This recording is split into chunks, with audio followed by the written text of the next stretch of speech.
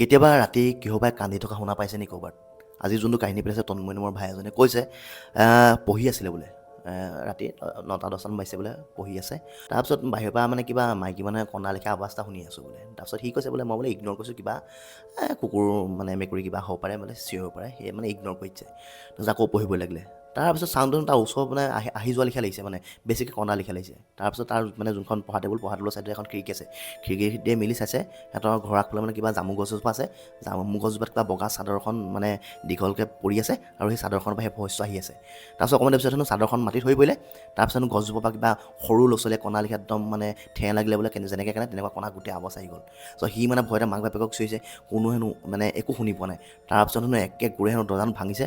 ভাঙি পেলাই গোটেই মাকহঁতক জগাই মেলি চব বাহিৰত চাবলৈ গৈছে একো নাই বোলে বাহিৰত। তাৰপিছত লগালগ সি সেইখিনিতে বোলে পূৰা ফুল চেঞ্চলেছ বোলে মাকহঁতে মানে গোটেই মানে ভয়ত আকৌ গছৰ তলত কিবা চাকি তাকি দিছেগৈ বোলে।